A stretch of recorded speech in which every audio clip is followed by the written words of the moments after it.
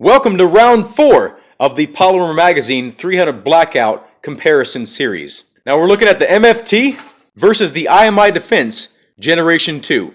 There's a total of 10 categories, and we will go over them right now. Loading. This has been the hardest part for all of the magazines. Let's see how these load. MFT. Any resistance? Like you can see that one of the rounds is popping up there. The rounds are kind of stacking odd, and they're not really Titanicking, but almost Titanicking. Okay, right here, you can see quite a bit of complications going on. I can push down really hard and kind of clear it, but you can see that there is resistance on the ogive of the bullet. There again, kind of similar to the hex mag. Less pronounced than the hex mag, but overall it's similar. You can see that the feed lips are bulging quite a bit again. Doesn't seem to be really any issues feeding though. 2.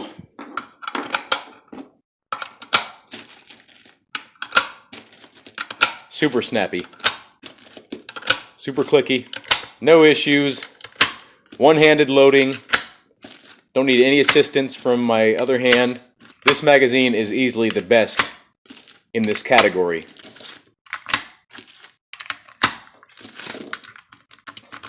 Okay, that's fully loaded. No issues. Feeding. Snappy as hell. Good job, IMI. You win this category.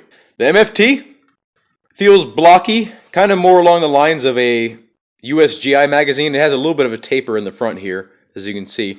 But overall, it does feel like a square magazine. It feels like a box in your hands. The IMI, it does feel blocky up front. There is still a taper there, but overall, it is much more comfortable than the MFT. Hands down. That's the body of the magazine. You know, like, can it flex?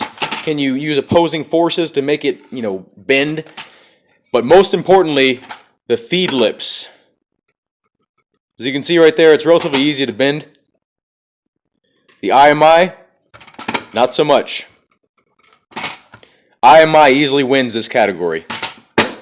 Disassembly. This is where the IMI Defense falls the hardest. Let's go over the MFT first. You just literally pop that out like any other magazine, slide the base plate off, you're good to go. I don't even need to do that. You know what's up. The IMI, on the other hand, this little button here is what you press, and you have to use like a bullet tip or something kind of sharp. Depress that, slide it towards the rear, but then it gets stuck again. And you have to push again right here to release it right there. Then it comes out easy, but then you notice when you reassemble it, this little tab doesn't go into the magazine body, right? It's actually kind of pivoting off this point. So when you go to reassemble it, it's possible for you to reassemble it like this. Like watch, it'll actually slide on.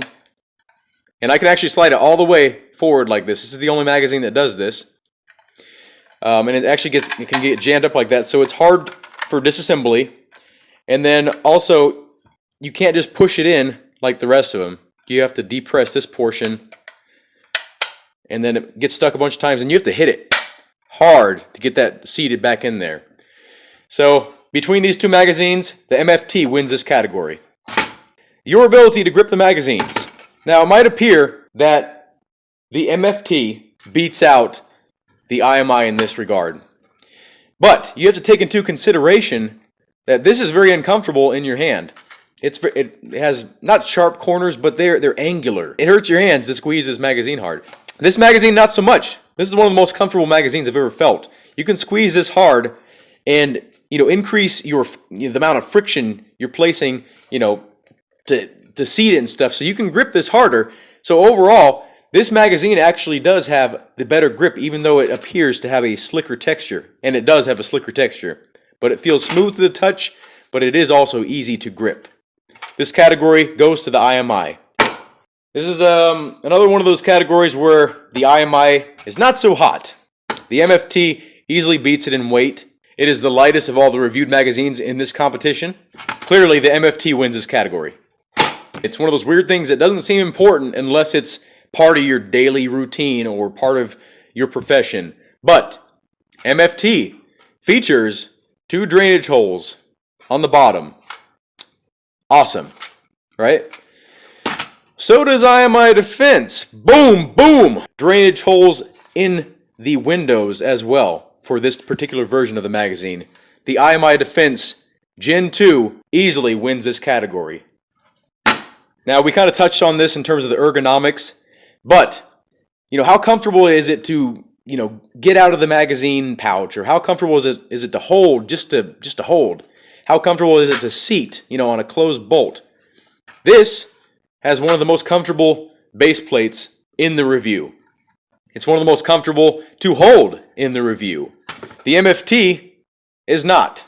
The base plate is not bad to smack, but it's just a blocky, square-feeling magazine.